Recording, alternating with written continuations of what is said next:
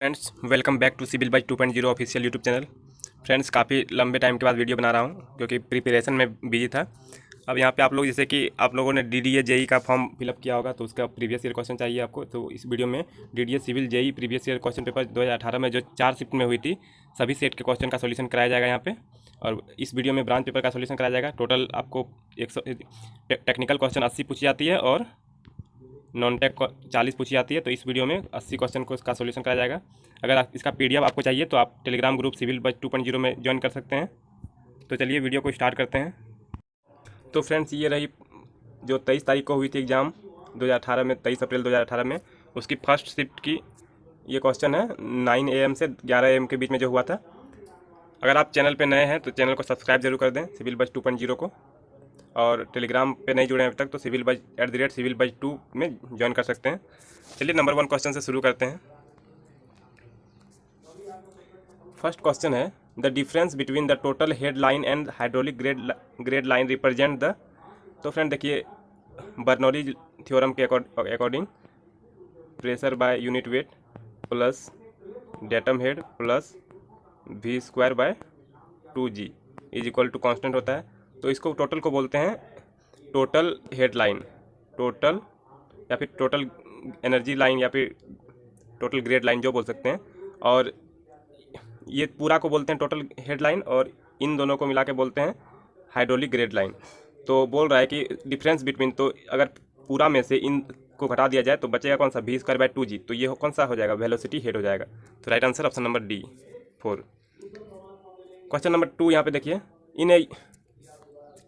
In a uniform laminar flow through a conduit the hydraulic gradient varies. तो बोल रहा है फ्रेंड कि लेमिनार फ्लो में, तो आप लोग जानते हैं फ्रेंड डार्सी लॉ के अकॉर्डिंग, डार्सी ने बताया था जो वेलोसिटी होता है वो हाइड्रोलिक ग्रेडियंट के प्रोपोर्शनल होता है। और इसी को प्रोपोर्शनल हटाने के लिए कोफिशिएंट ऑफ परमेबिलिटी आता है KI। तो यानी कि जो हाइड्रोलिक ग्रेडियंट है वो वेलोसिटी के मतलब वेलोसिटी पे डिपेंड करता है फ्रेंड। जैसे जैसे वेलोसिटी वेराई करेगा वैसे ही हाइड्रोलिक ग्रेडियंट भी वेराई करेगा। नेक्स्ट देखते हैं question number 3। In Boussinesq's solution the problem of stress distribution all the following assumption are made accept.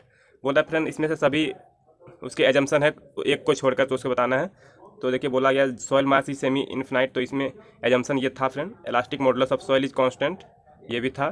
Soil is homogeneous ये भी माना गया था, लेकिन सॉइल इज एनिस्ट्रॉपिक नहीं माना गया था, आइसोट्रॉपिक माना गया था। तो ये गलत है, यानी कि राइट आंसर यही हो जाएगा। क्वेश्चन नंबर 4 देखिए यहाँ पे, द यूनिट मास kg/m³ में स्ट्रक्चरल स्टील का कितना होता है।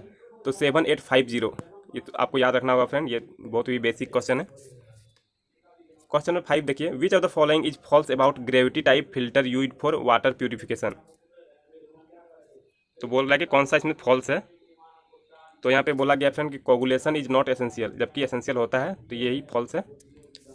नेक्स्ट देखते हैं question number 6। As per IS 456 lap splice shall not be use for bar with diameter mm बताना है फ्रेंड ग्रेटर देन। तो friend according to IS code ये आपका 36 हो जाएगा, लेकिन न्यू जो अमेंडमेंट हुआ है, जो सुधार हुई है, उसमें 32 माना गया है। तो DDA ने 36 आंसर लिया है, तो आप लोग इसमें जैसा मन करें ये, लेकिन न्यू अमेंडमेंट के अनुसार 32 भी इसका आंसर है। नेक्स्ट चलते हैं question number 7। The distance between centre of fastener shall not be less than y times the nominal diameter of the fastener where y is. तो फ्रेंड सिंपली पूछा गया पिच जो होता है 2.5D से कम नहीं होना चाहिए, मिनिमम जो 2.5D होना चाहिए। तो वही बोल रहा है फ्रेंड, इस y का वैल्यू इसको पूछ रहा है, तो y का वैल्यू जो होगा 2.5 हो जाएगा। नेक्स्ट देखते हैं question number 8। The Poisson ratio of stable isotropic linear elastic material can not be less than. तो फ्रेंड बोल रहा है कि स्टेबल आइसोट्रॉपिक और लीनियर इलास्टिक मटेरियल के लिए पॉइजन रेशियो किससे कम नहीं होना चाहिए, तो -1 से कम नहीं होना चाहिए। Question number 9। A simply supported beam shall be deemed to be deep beam when the ratio of effective span to overall depth is less than. तो फ्रेंड जब सिंपली सपोर्टेड को डीप बीम की तरह ट्रीट करना है तो less than 2 होगा। और अगर यहीं पे कंटिन्यूस बीम रहता, यहाँ पे देख सकते हैं आप, यहाँ पे देखिए फ्रेंड आप, जब a beam is set to be deep if, अगर सिंपली सपोर्टेड के बीम की बात किया जाए तो फ्रेंड L/G जो D होगा वो लेस देन 2 होगा। और जब कंटिन्यूस बीम के लिए बात किया जाए, कंटिन्यूस बीम के लिए, तो L/D का जो रेशियो होगा वो 2.5 से कम होना चाहिए। तो मे बी नेक्स्ट बार पूछ दिया जाए कंटिन्यूस बीम के बारे में, तो आपको इसके दोनों को याद रखना है। और ये याद रखना है फ्रेंड कि ओवरऑल डेप्थ होता है, ना कि इफेक्टिव डेप्थ। इसमें भी बहुत सारे कन्फ्यूज हो जाते हैं, तो याद रखिएगा दोनों को। नेक्स्ट देखिए question number 10। In a pipe flow the minor loss due to sudden contraction is due to. तो फ्रेंड सडन कॉन्ट्रैक्शन किसके कारण होता है, तो वो होता है expansion of flow after sudden contraction. Sudden contraction के बाद जो एक्सपेंशन होता है उसके कारण सडन कॉन्ट्रैक्शन लॉस आता है, जो कि माइनर लॉस है। नेक्स्ट चलते हैं question number 11। While drawing Morse envelope, the relationship can be considered to be straight line if angle of internal friction is assumed to be, right answer होगा friend constant. Constant रहेगा तो उसका straight line होगा relationship जो होगा। Question number 12। It is non fact that the declination at any place keeps changing and does not remain constant from time to time. Which of the following is not a type of declination? तो friend declination के 4 type होते हैं, annular declination, secular declination, diagonal और irregular. और monthly कहीं पे भी नहीं आता है फ्रेंड, कोई भी ऐसा टाइप नहीं है, तो यही राइट आंसर होगा। मंथली जो है कि डिक्लिनेशन का टाइप नहीं है। फ्रेंड कभी कभी पूछ लिया जाता है कि जो मैग्नेटिक स्टॉर्म के कारण जो होता है कैसा डिक्लिनेशन आता है, तो इरेगुलर, याद रखिएगा आप लोग, इरेगुलर डिक्लिनेशन आता है। नेक्स्ट चलते हैं question number 13। The art of determining the relative position distinctive feature on the earth surface और beneath the earth surface by means of measurement of distance direction and elevation is called. तो friend ये आप सभी को पता है, surveying का basic definition है, तो राइट आंसर हो जाएगा surveying. Next question number 14। Multiple displacement methods are used in structural analysis, which of the following is not one of these. तो फ्रेंड डिस्प्लेसमेंट मेथड के लिए आपको सिंपली याद रखना है SMS के, SMS क्यों नहीं किया, तो SMS और इसका क्यों का के फर्स्ट। पहला हो जाएगा friend slope deflection method, moment distribution method, और ये स्टीफनेस मेथड, और ये कानीज मेथड। लिख लीजिए आप लोग, नोट कर लीजिए मैं जो बोला उसे। अगर ये सब में कोई सा आए तो वो डिस्प्लेसमेंट मेथड होगा, तो मतलब जनरली यही सब होता है फ्रेंड, एक दो छोड़ के। तो अगर ये सब आपको दिखे तो प्राय आपको आइडिया लग जाएगा कि क्या होना चाहिए इसका। तो यहाँ पे मेथड ऑफ कंसिस्टेंट डिफॉर्मेशन नहीं आता है, तो ये फोर्स मेथड हो जाएगा, यानी कि ऑप्शन नंबर 2 डिस्प्लेसमेंट मेथड नहीं है। नेक्स्ट चलते हैं question number 15। According to IS 800 maximum effective slenderness ratio for a member carrying compressive load resulting from dead load and impose load. Friend dead load और impose load के बारे में जब भी आए, या फिर वो कंप्रेशन मेंबर हो या फिर टेंशन मेंबर हो, उसका राइट आंसर हो जाएगा 180। इसको आपको याद रखना है फ्रेंड, देखिए पूरा डिटेल में बताता हूँ। तो यहाँ पे देखिए फ्रेंड आप लोग, टाइप ऑफ मेंबर दिया है और मैक्सिमम सिलेंडरनेस रेशियो दिया है। तो बोल रहा है a member carrying compressive load resulting from dead load and the impose load, तो 180 होगा। अगर टेंशन मेंबर भी रहेगा और अगर in which a reversal of direct stress occur due to loads other than wind और सिस्मिक लोड, तो भी 180 होगा। अगर डेड लोड कहीं पे आए या फिर अदर देन विंड और सिस्मिक लोड आए तो वो 180 होगा। इसके बाद देखिए फ्रेंड यहाँ पे नेक्स्ट आता है a member subjected to compression force resulting only from the combination with wind and earthquake action provided the deformation of such member does not adversely affect the stress in any part of the structure, तो आएगा 250 जब compression member ऐसा रहेगा और अगर dead load नहीं लग रहा हो तो। और अगर इसमें ही अगर लेटरल टॉर्सन की बात कर जाए फ्रेंड, यहाँ पे देखिए compression flange of a beam against lateral torsional buckling, तो 300 होगा उसका। और यहाँ पे नेक्स्ट देखते हैं, यहाँ पे देखिए फ्रेंड अगर कोई मेंबर है, a member normally acting as a tie in a roof truss और a bracing system not considered effective when subjected to possible reversal of stress into compression resulting from action of wind earthquake forces, तो 350 होगा। और अगर pure tension of friend member always under tension other than pre tension member, तो 400 होगा। इसे आपको याद रखना है फ्रेंड। नेक्स्ट क्वेश्चन देखिए friend 16 number question. The slump of concrete used for hand placement pavement construction is recommended by Indian standard as, right answer होगा friend 25 से 75 mm, option number A. Next देखिए question number 17। The number of zone in India for classifying allowable moisture content for building timber as per Indian standard is. Friend ये देखिए question बहुत ही important question है, जिसका right answer होगा 4 zone है timber के classify करने के लिए मॉइस्चर कंटेंट के अकॉर्डिंग। ये क्वेश्चन फ्रेंड बहुत ही एग्जाम में आप पूछे जा रहे हैं, तो इसको आप लोग एकदम याद रखिएगा क्योंकि कभी भी ये क्वेश्चन दोबारा आ सकता है। नेक्स्ट क्वेश्चन देखिए यहाँ पे question number 18। If the sensitivity of clay is 4 and its undisturbed strength is 300 unit, the disturbed strength of the clay will be। तो फ्रेंड देखिए सेंसिटिविटी क्या होता है, undisturb strength to disturb strength, यानी कि रिमोल्डेड। तो देखिए फ्रेंड यहाँ पे आपको सेंसिटिविटी दिया गया है 4, ये दिया गया 300, तो आपको ये निकालना है, तो सिंपली इस 300 को 4 से डिवाइड कर दीजिए, तो जिसका आपका राइट आंसर आ जाएगा 75 यूनिट। यहाँ पे देखिए है यहाँ पे। नेक्स्ट क्वेश्चन देखते हैं question number 19। Softening of water is required for all but one of which of the following reason, तो right answer friend option number 1 make the cooked food tasty soft and portable. Next देखते हैं question number 20। Spring analogy in a soil mechanics is used for explaining which of the following phenomenon, तो friend जो spring analogy method है वो consolation में estimate करने के लिए किया जाता है, कॉन्सोलेशन में। तो राइट आंसर ऑप्शन नंबर 4 हो जाएगा। Question number 21, according to Indian standard 12-269 the initial setting time of ordinary Portland cement should not be less than. तो आप सभी को पता है फ्रेंड, ऑर्डिनरी पोर्टलैंड सीमेंट के लिए जो इनिशियल सेटिंग टाइम है 30 मिनट है, और अगर यहाँ पे फाइनल सेटिंग बोला जाता है तो 600 मिनट हो जाता है, यानी कि 10 आवर। क्वेश्चन नंबर 22 है फ्रेंड, यहाँ पे देखिए the flash point temperature in degree Celsius में बताना है friend of paving grade of bitumen as per the Indian standard. तो राइट आंसर हो जाएगा friend option number 1 220। Next question देखिए friend 23 number question, concrete in the member represent by a core test shall be considered acceptable if the average equivalent cube strength of the core is equal to at least Q% of the cube strength of grade of concrete where Q is. तो friend 50% का जो फ्लेक्सेशन होता है, यानी कि जो इसका Q जो होगा वो होगा 85%। तो राइट आंसर ऑप्शन नंबर ए हो जाएगा। नेक्स्ट देखते हैं question number 24, the minimum density of corrugated and semi corrugated asbestos cement sheets considered acceptable for construction purpose by Indian standard is। तो right answer friend option number 4 1.4, जो इसका density होता है 1.4 होता है। फ्रेंड इसमें एक और क्वेश्चन पूछा जा सकता है एस्बेस्टस शीट को लेकर कि उसके बीच का मतलब उसका विड्थ कितना होता है, तो वो 1.05 होता है। यहाँ पे क्वेश्चन कुछ ऐसा पूछ सकता है, the standard width of asbestos cement corrugated sheet is. तो राइट आंसर होगा ऑप्शन नंबर सी 1.05 मीटर। तो ये पूछा जा सकता है फ्रेंड, काफ़ी एग्जाम में पूछे भी गए हैं। तो नेक्स्ट क्वेश्चन क्या पता है यहाँ से भी पूछा जा सकता है, इसलिए आप लोग ध्यान रखिएगा इसे। नेक्स्ट देखिए question number 25, according to Hazen's approximation of permeability of sand, if the effective diameter of is 0.2 centimeter, then the permeability in centimeter per second will be approximately equal to। तो friend according to Hazen's approximation of permeability, जो permeability होता है वो K equal to CD10 का square होता है। तो C का वैल्यू आप सभी को पता है 100 होता है, और इंटू यहाँ पे डायमीटर ऑलरेडी दिया हुआ है 0.2 का स्क्वायर। तो इसे सॉल्व कीजिएगा तो आपका आ जाएगा right answer option number 1 4। Next देखिए question number 26, in a submerged rectangular weir an arrangement for aeration of nappe is essential for which of the following reason. तो right answer option number 1 for having a constant head discharge relationship independent of time.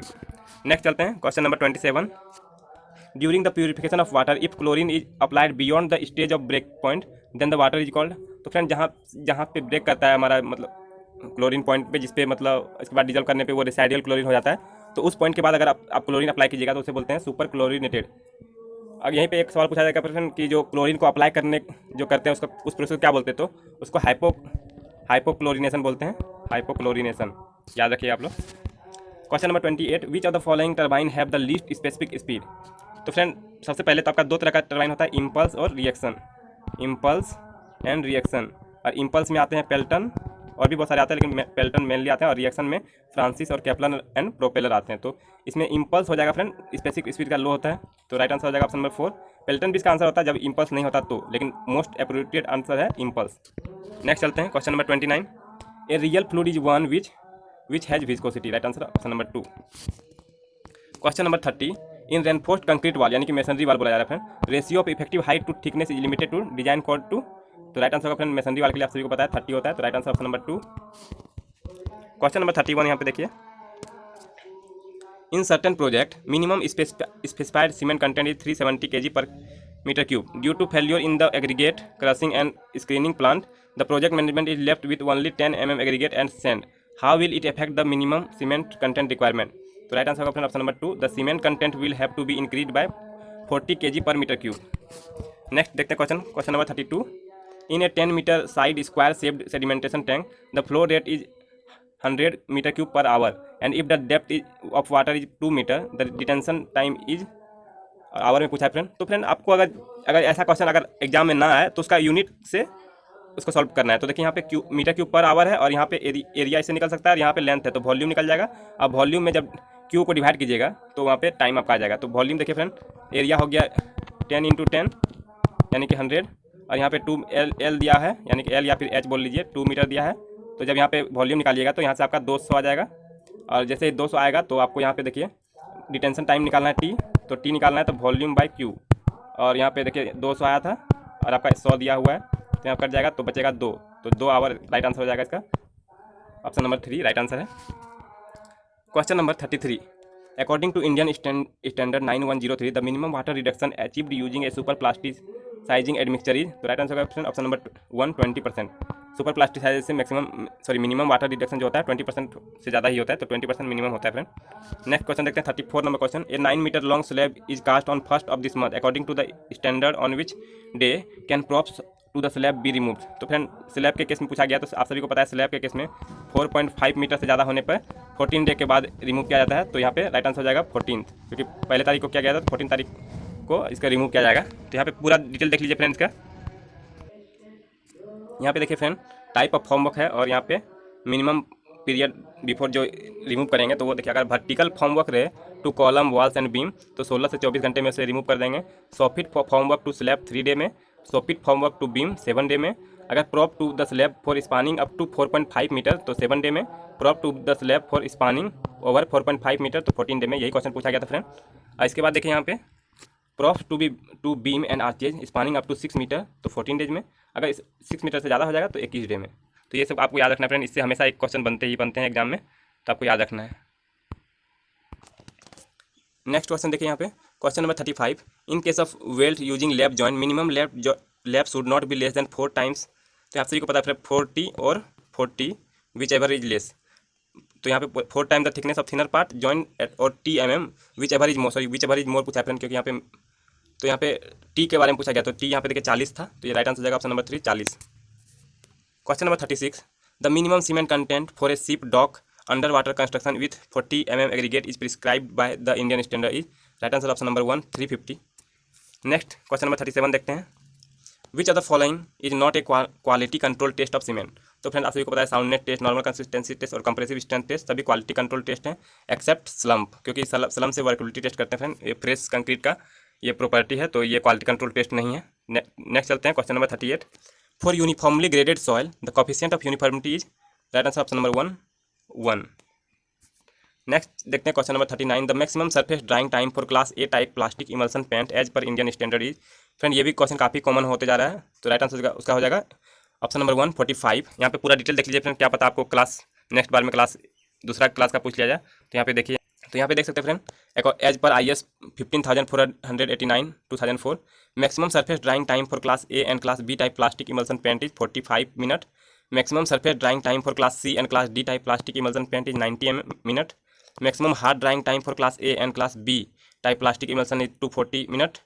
और यहाँ पे next पूछा गया है maximum hard drying time for class C and class D type plastic emulsion paint is 480 minute. तो आपको याद रखना है, कभी भी कुछ भी क्वेश्चन पूछा जा सकता है। नेक्स्ट चलते हैं। Roller compacted concrete RCC can be used for which of the following construction. Right answer option number 1 dams. Next देखते हैं question number 41। The maximum intensity of loading that the foundation will safely carry without the risk of shear failure of soil. जहाँ पे भी friend without the risk of shear failure, तो वहाँ पे आपको safe bearing capacity के साथ जाना है। तो right answer option number 2 safe bearing capacity. Question number 42। When assessing the strength of structure और structural member for the limit state of collapse the value of partial safety factor for reinforcing steel के बारे में पूछा गया था friend 1.15, और यहाँ पे कंक्रीट के बारे में पूछा जाता है 1.5। तो राइट आंसर हो जाएगा option number 3 1.15। Next question number 43। The effective length of prismatic steel member of length L in compression having both its इन रीस्टैंड, यानी कि दोनों तरफ आपका फिक्स्ड है फ्रेंड। तो बताना है आपका इसका इफेक्टिव लेंथ बताना है। तो अगर थ्योरेटिकली देखें तो 0.5 L हो जाएगा फ्रेंड, और प्रैक्टिकली देखें तो 0.65 L। तो देखिए friend question number 44। The maximum permissible limit of chloride in milligram per litre in portable water in absence of an alternate source. Right answer होगा फ्रेंड ऑप्शन नंबर 2 1000। यहाँ पूरा डिटेल देखिए friend यहाँ पे। तो यहाँ पे देखिए फ्रेंड आप लोग पैरामीटर से एक्सेप्टेबल लिमिट है और permissible limit in absence of alternate source. तो TSS मतलब टोटल सस्पेंडेड सॉलिड, तो 500 हो जाएगा फ्रेंड एक्सेप्टेबल, और 2000 काउज फॉर रिजेक्शन या फिर permissible limit in absence of alternate source. Turbidity की बात करें तो 1 और 10 हो जाएगा। कलर के बारे में बात करें तो 5 TCU हो जाएगा एक्सेप्टेबल और परमिसिबल 25। टेस्ट एंड अडर यानी कि TON तो 1 हो जाएगा एक्सेप्टेबल और परमिसिबल 3। टोटल डिजॉल्व यानी TDS ये भी 500 और 2000 हो जाएगा सेम इसके मतलब टोटल सस्पेंडेड सॉलिड की तरह। एल्कलिनिटी की बात करें तो फ्रेंड 200 एंड 600। pH की बारे में बात करें तो 7 से 8.5 और 6.5 से कम नहीं होना चाहिए और 9.2 से ज़्यादा नहीं होना चाहिए परमिसिबल लिमिट। यहाँ पे देखिए फ्री अमोनिया की बात किया जाए तो फ्रेंड परमिसिबल 0.15 और एक्सेप्टेबल 0.15 और परमिसिबल भी वही होता है। नाइट्रेट जो होता है वो 45 होता है और इसका नो रिलैक्सेशन होता है। फ्लोराइड 1 होता है और अगर अब्सेंस ऑफ अल्टरनेट्स हो तो 1.5 होता है। आयरन जो होता है 0.3 होता है, इसमें नो रिलैक्सेशन होता है। सल्फेट में जो होता है 200 होता है एक्सेप्टेबल और परमिसिबल 400 मतलब 400। कैल्शियम, ये फ्रेंड एनबीसीसी में पूछा गया था क्वेश्चन फ्रेंड। कैल्शियम का जो एक्सेप्टेबल लिमिट होता है वो 75 होता है और काउच फॉर रिएक्शन या फिर permissible limit in absence of alternates हो 200 होता है। इसे याद रखिए आप लोग। यहाँ पे देखिए हार्डनेस के बारे में बात किया जाता है तो 200 होगा एक्सेप्टेबल और 600 परमिसिबल होगा। क्लोराइड कंटेंट जो कि क्वेश्चन पूछा गया था फ्रेंड, इसमें एक्सेप्टेबल पूछा जाता है तो 250 होता है और परमिसिबल पूछा गया तो 1000। नेक्स्ट चलते हैं। 45 नंबर क्वेश्चन है friend. The imaginary level surface with reference to which vertical distance of the points are measured as. Right answer हो जाएगा option number 4 datum surface. Question number 46 the slenderness ratio has which of the following dimension. तो friend जैसा कि आप सभी को पता है सिलेंडरनेस रेशियो जो होता है लेमडा, वो होता है इफेक्टिव लेंथ यानी कि एल इफेक्टिव बटे आर मिनिमम होता है। तो दोनों का लेंथ का मीटर और रेडियस का भी मीटर होता है फ्रेंड, तो यूनिट कट जाता है तो यूनिट लेस हो जाता है यानी कि डायमेंशन लेस क्वांटिटी हो जाएगा इसका right answer. Question number 47 according to limit state theory and as taken as IS 456 the maximum compressive strain in concrete in axial compression. ये बहुत इंपॉर्टेंट फ्रेंड, एक्सियल कंप्रेशन है जिसके कारण आंसर हो जाएगा 0.002। यहीं पे अगर फ्लेक्सुरल कंप्रेशन रहता है तो आंसर हो जाता है 0.0035 या फिर फ्लेक्सुरल की जगह बेंडिंग कंप्रेशन रहता तो भी 0.0035 आंसर होता है। नेक्स्ट चलते हैं। Question number 48 in standard Proctor test use for developing the moisture density relationship of soil the weight of hammer use is. Right answer हो जाएगा फ्रेंड 2.5 kg और जिसका हाइट ऑफ फॉल होगा 310 mm हो जाएगा फ्रेंड। अगर यहीं पे मॉडिफाइड के लिए पूछा जाता तो फ्रेंड यहाँ पे 4.9 kg हो जाता। नेक्स्ट चलते हैं। Question number 49 the maximum pH value acceptable for portable water. तो फ्रेंड जैसा कि आप सभी जानते हैं कि जो रेंज होता है 6.5 टू 8.5, तो मैक्सिमम जो होगा उसका 8.5 राइट आंसर हो जाएगा। नेक्स्ट चलते हैं। Question number 50 which of the following method is not used for measuring in situ density of compacted soil. Right answer option number 4 Casagrande method. Next चलते हैं। Question number 51 what will be the sludge volume index of 100 ml of sludge collected in 30 minute on drying weigh 800 milligram. तो friends इसमें देखिए जब भी आपको SVI यानी sludge volume index निकालने बोले तो उसका यूनिट आपको पहले पता होना चाहिए कि वो होता है मिलीलीटर पर ग्राम। अब इन दोनों की मदद से मिलीलीटर पर ग्राम लाने की कोशिश कीजिए। तो ऊपर में हो जाएगा 100 मिलीलीटर और नीचे में हो जाएगा 800 मिलीग्राम। बस इसको यूनिट कन्वर्सन करके आपका राइट आंसर आ जाएगा 125। इसको चेंज करके देखिएगा तो इसका राइट आंसर आएगा यहाँ से मिलीग्राम को ग्राम में चेंज करने पे तो आ जाएगा 125। नेक्स्ट चलते हैं। Question number 52 normally the air that is left behind in the concrete after full compaction is achieved इस टर्म में।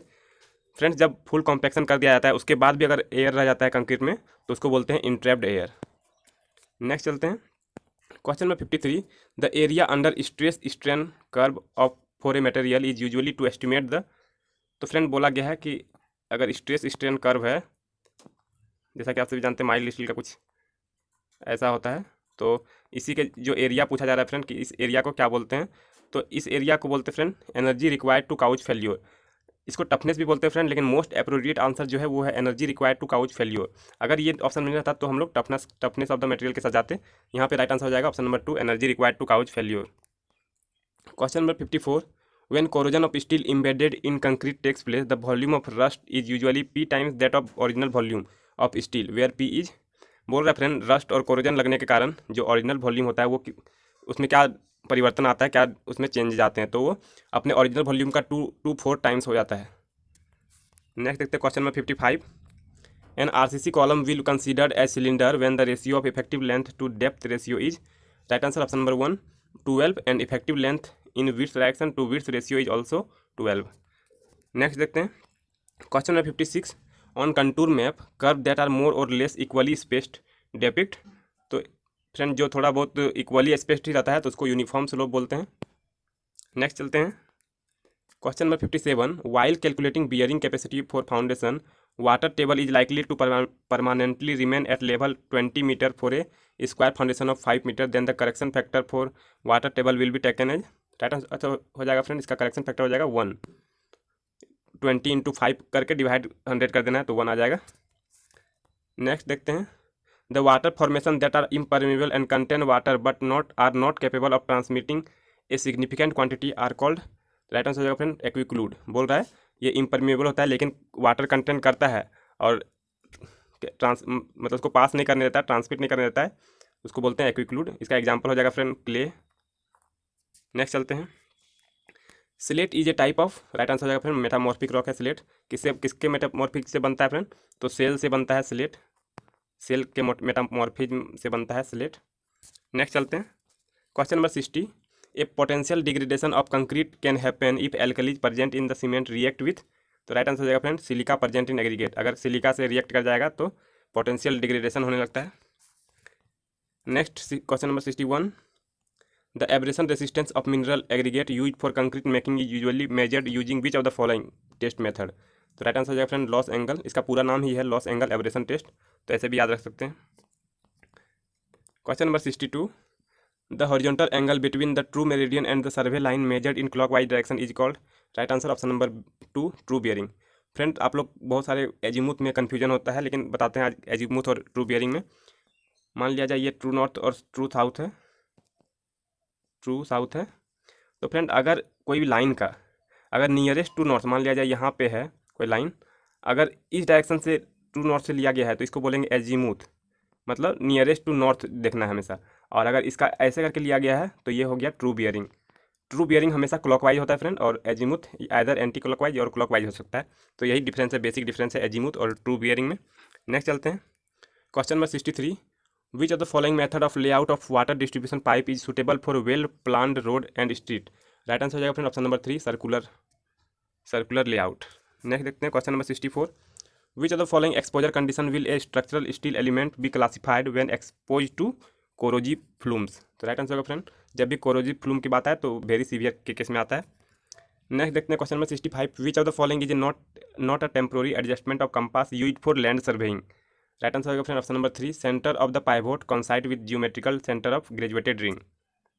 नेक्स्ट देखते हैं क्वेश्चन नंबर 66।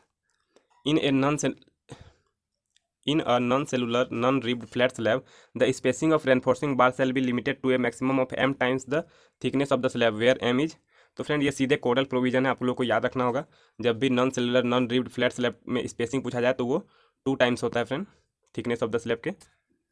नेक्स्ट चलते हैं question number 67। If a surveying drone is prepared at a scale of 1 centimetre to 4 metre then what will be the fractional scale, तो R F पूछ रहा है फ्रेंड, आर एफ कितना होगा, तो 1/400 हो जाएगा, तो राइट आंसर ऑप्शन नंबर 4।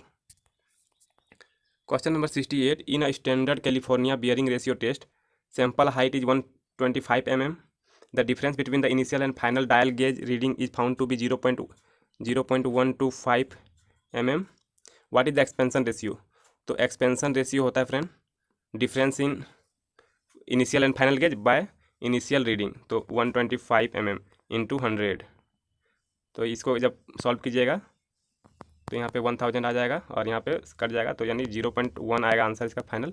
देखिए राइट आंसर है 0.1।